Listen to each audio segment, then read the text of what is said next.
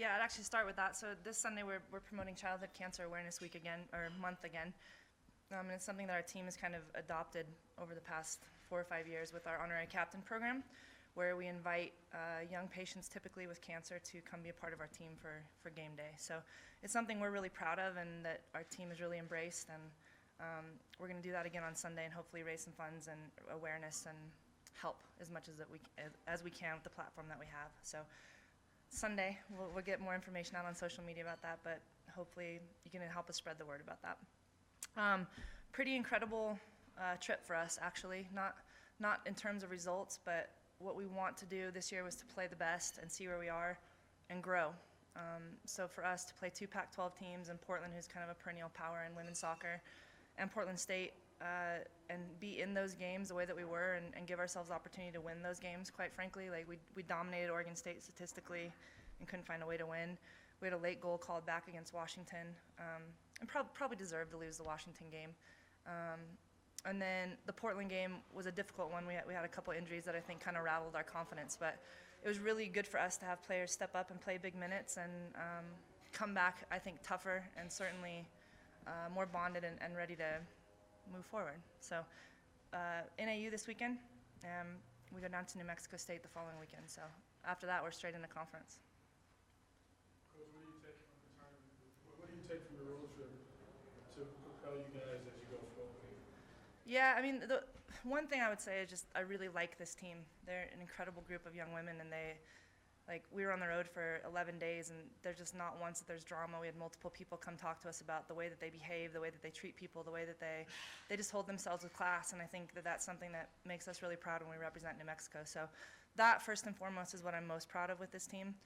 And then I think we learned that, you know, our destiny in games is kind of up to us, but we have to stay true to who we are. We have to be gritty. We have to fight hard. We can't give up.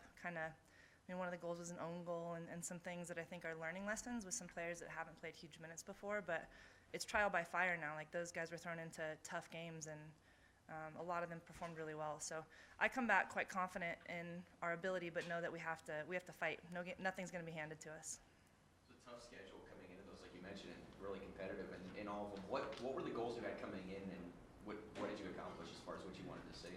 Yeah, I mean, 2 things. One, we wanted to play 2 separate systems and see if we could adjust during games. I think that gives you an advantage when you move into the Mountain West Conference, to be fluid systematically, and then tactically just be more aware of space and movement and how we play within that. So I think we accomplished that. I think we feel pretty good now playing in 2 separate styles. And then for me, I wanted to see, you know, we returned a lot of players, but we lost a lot of leadership. So I want to see who would step up. I want to see, like, of these young players, we start a lot of sophomores right now, and who of them would step up and play big minutes and contribute in that way. So in terms of both of those things, I feel like we were really successful. Heather, with the men's program being gone now, how has that affected you guys as far as maybe carrying the torch a little more for the school, and has there been more support in the community for you guys being the only program here now?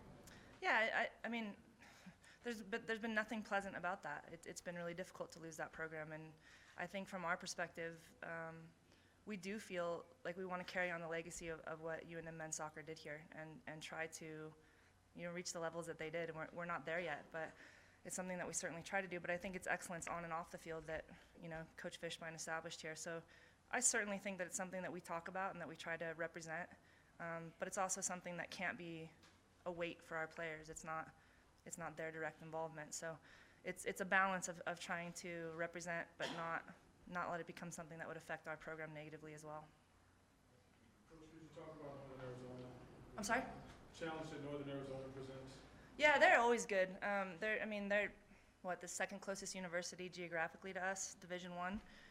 So we play them quite a bit. We played them in the spring. They have a new coach who's quite good, and I think anytime you have a new coach, the team tends to kind of rally. You have a honeymoon year. So they'll come in here and be hard and physical. There's a few New Mexicans playing on that team, and I think anytime you're playing against your home state, you play with a little more fire, which I like. So it will not be an easy match for us at all. They're always a good opponent.